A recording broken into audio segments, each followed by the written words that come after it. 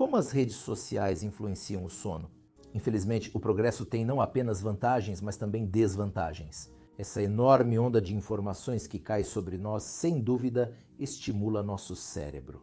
Ele resulta em problemas, especialmente distúrbios do sono, porque realmente tenho que lidar com pessoas que estão em neurose de informação, que consomem informações excessivamente, que estão preocupadas com isso.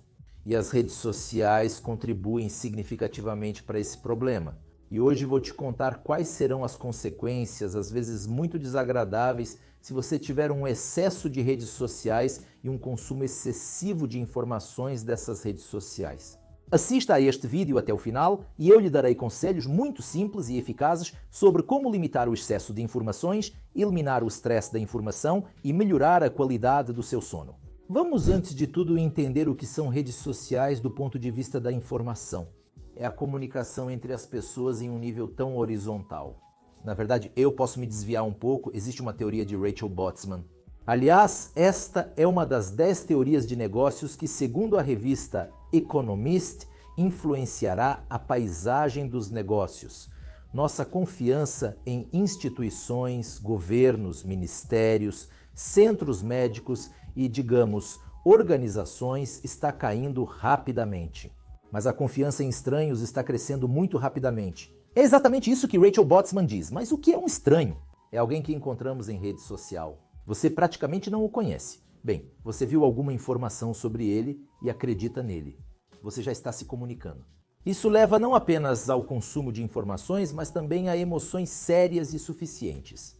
E as emoções, por sua vez, o excesso dessas emoções pode causar uma condição de estresse. Além disso, existem estudos que mostram que, por um lado, se você vê alguma informação negativa, isso te irrita, isso te agita, naturalmente de alguma forma interfere na sua vida e no seu sono.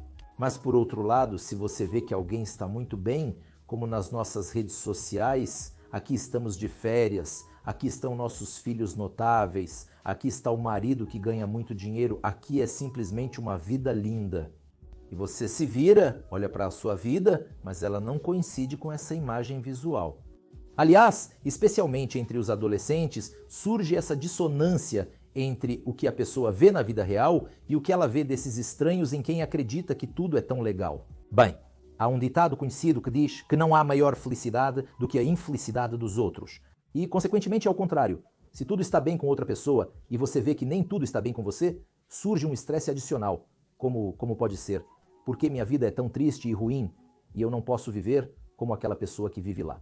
Embora eu queira dizer, bem, ao longo de um certo serviço, eu consulto bastante pessoas de negócios, arte e blogueiros individuais. Acha que a vida deles é fácil? Oh, você não tem ideia, é um trabalho duro, muito duro. E isso, sabe, é como no cinema. Estar no set de filmagem na TV é uma coisa, o que está por trás dele é outra. É um trabalho duro e diário. E te digo, não se trata apenas de descanso, iates, crianças lindas e coisas do tipo, mas o homem não entende isso. Isso o irrita, isso o desperta. No fim, isso acarreta estados de ansiedade e depressão. Há um trabalho interessante que mostrou, pegaram um grupo de pessoas com ansiedade e depressão, que usavam bastante bem todos os dias, estavam nas redes sociais, dividiram em 2 grupos, e um grupo continuou a usar as redes sociais, enquanto o outro grupo as excluiu completamente. Por uma semana. Após uma semana, este grupo que excluiu o uso das redes sociais, o nível de ansiedade e depressão diminuiu significativamente. Uma semana só. Nossos antidepressivos não agem antes de um mês. Agora imagine, você excluiu essa informação por uma semana e começou a viver muito melhor. Eu também queria lembrar apenas sobre as chamadas pausas. Sabe, não foram os tolos que inventaram as pausas ou intervalos nas escolas. O que as crianças faziam antes da era dos smartphones, quando tínhamos intervalos. Eles brincavam, corriam e se comunicavam. O que as pessoas faziam na pausa do almoço, quando estavam trabalhando, ou em qualquer intervalo de 5 minutos, eles se preparavam e almoçavam antes de ir ao trabalho ou quando retornavam dele. O que faziam? No máximo, liam um livro ou descansavam. E o que está acontecendo agora? O homem usa constantemente o smartphone. Existe um trabalho que mostra que se pegarmos um funcionário médio de escritório e ele pegar o smartphone durante uma pausa para ver algumas notícias, ler ou navegar nas redes sociais, o nível de estresse não diminuirá no melhor dos casos e no pior dos casos aumentará. E acontece que agora, durante o dia, nunca estamos em um estado relaxado. Ou estamos trabalhando ou estamos olhando as redes sociais, o que nos agita ainda mais. E então nos perguntamos por que uma pessoa está estressada, por que uma pessoa tem insônia, por que a vida de uma pessoa é tão estressante. Nesse sentido, eu diria que o smartphone e as redes sociais são, de certa forma, um mal informacional. Bem, provavelmente, por outro lado, os defensores das redes sociais dirão: como assim? Antes nos sentíamos completamente desconectados das pessoas e agora estamos conectados com o mundo todo. Mas aqui, sabe, eu quero trazer outra analogia. Eu vi uma caricatura uma vez. 2 nativos estão parados, 2 missionários com um computador se aproximam. Eles dizem: nós trouxemos para vocês uma janela para o mundo e em 1 mês voltaremos com antidepressivos. Aqui, por assim dizer, sempre com uma dosagem descontrolada de medicamentos, você pode transformar em veneno. Por um lado, a informação é necessária, mas por outro lado, o excesso dessa informação também pode ser prejudicial. Em particular, isso causa estresse e insônia. E eu quero dizer que recentemente escrevi um livro. Ele se chama Estresse e Insônia. E como sair desse círculo vicioso. Lá estão especificamente 12 etapas do que você deve fazer para eliminar o estresse, melhorar o sono e, consequentemente, melhorar a qualidade de vida. Na realidade, assistir TV antigamente era uma percepção passiva, algo acontecia, mas nós não dirigíamos. Sabe, é como com o sonho. Há apenas o sonho, onde atuamos como artistas, mas alguém é o diretor. E há o sonho lúcido, quando agimos e de alguma forma mudamos o cenário. Assistindo só TV, percebemos a ação passivamente. Sim, podemos estar emocionalmente envolvidos, mas não agimos a respeito. Redes sociais e motores de busca estão cada vez mais a um toque de decisão. E nós vamos olhar para cá, e nós vamos olhar para isso, e nós vamos lá. Escolher entre 2, 3, muitas opções, isso coloca mais pressão no cérebro, o ativa mais. Além disso, o smartphone emite um espectro azul. Quando você olha para a tela, a luz é percebida como luz solar se houver um espectro azul. Além disso, os smartphones modernos têm uma função de ajuste de brilho da tela e não só fica mais escuro, mas também fica mais avermelhado, ou seja, remove esse espectro azul para reduzir a irritação dos olhos e diminuir a supressão da produção de melatonina antes de dormir. E, por exemplo, é programado para que essa função seja ativada às 10 da noite, mas ao revisitar as redes sociais, seu cérebro toma constantes decisões e você omite a ativação dessa função, fazendo com que ele perceba a luz solar como sendo dia. Pronto, o cérebro está trabalhando ativamente. Você pode passar até 3 horas mexendo no smartphone sem querer dormir. E só quando já são 3 da manhã e o smartphone cai da sua mão, você se desliga e adormece, mas depois não consegue acordar. E porque você não dormiu o suficiente pela manhã, consequentemente, você estará exausto, cansado e geralmente indisposto. E a falta de sono aumenta ainda mais o impacto do estresse no organismo. E aí está o círculo vicioso que leva, no final das contas, ao pânico e à insônia. Tudo começa com a neurose da informação, com as notícias, as redes sociais e a comunicação com o mundo exterior. Mãe, estou correto em pensar que posso simplesmente mudar o modo e assistir antes de dormir? Não. Claro, eu gosto quando, sabe como, mas preciso emagrecer, mas posso ainda comer donuts com menos creme em vez de muitos donuts com muito creme? Bem, mais tarde. Não, aqui é importante limitar o uso de dispositivos, se possível, 2 horas antes de dormir. Logo, nosso cérebro precisa se acalmar. Em geral, para passar do estado de alerta ativo para o passivo e para dormir, o cérebro médio precisa de cerca de 2 horas.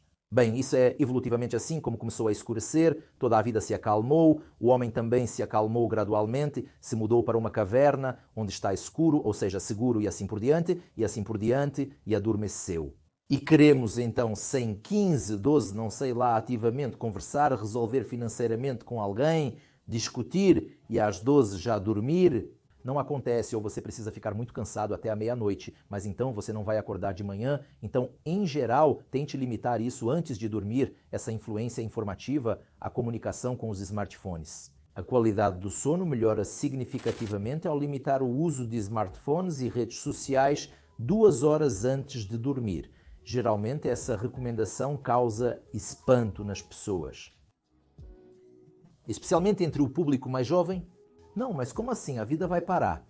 Eu só estou surpreso. Eu ainda estou naquela época quando não havia telefones celulares. De alguma forma eu lidei com essa situação. Eu lia livros, assistia televisão. Bem, leiam livros novamente. É melhor ler um livro de papel, sim, qualquer um, eu não sei, romances ou algo educativo, não muito, que estimula o sistema nervoso. Veja, no final das contas, a televisão. Mas não notícias políticas, mas algo como Animal Planet, National Geographic, Museu do Mundo, algum conteúdo educativo, mas que seja relaxante, que permita ao cérebro se acalmar gradualmente e dormir melhor. Bem, às vezes, sabe, meus pacientes me perguntam: doutor, você nos dá todos esses conselhos úteis, mas você mesmo segue? Por mais estranho que pareça, eu tento seguir. Nas últimas semanas, tenho lido um livro antes de dormir, chamado Habilidades de Comunicação com Pacientes. Bem, é uma coisa muito interessante que, de certa forma, ensina aos médicos como se comunicar com os pacientes. Bem, sim, é um material educativo, mas não é algo que me excite muito. Bem, alguma informação, mas é bastante tranquila. Além disso, bem, eu tenho outra especificidade. Eu sou um sonâmbulo e muitas vezes tenho algumas perguntas do meu pessoal antes de dormir. E geralmente vou dormir à 1 da manhã. De fato, acordo por volta das 8, 9 da manhã, atendo meus pacientes, coloco aparelhos neles e eles podem me ligar, por exemplo. Mas o que eu também faço, por exemplo, das 11 à meia-noite, às vezes eu nado, por exemplo, um par e às vezes 3 vezes por semana, mas isso também pode ser chamado de carga física moderada. Não é uma natação muito rápida. Eu termino à meia-noite e então eu ainda tenho 1 hora para relaxar, chegar em casa e ir dormir à 1 da manhã. Ou seja, em geral, uma pequena carga física moderada na forma de natação aleatória, digamos caminhadas também 1 hora antes de dormir, é uma boa atividade, que é moderada, que permite relaxar e adormecer mais facilmente depois. Na maior parte do tempo tento seguir meus próprios conselhos, por mais estranho que pareça. Se possível, compartilhe nos comentários o que você faz 2 horas antes de dormir. Ou talvez você tenha algumas perguntas sobre como modificar para conseguir dormir melhor. Vou tentar escrever algumas das minhas próprias ideias sobre isso, se possível. Um pequeno conselho eu sugiro aos meus pacientes, mas vocês podem fazer sozinhos. Existe o tempo de tela no telefone.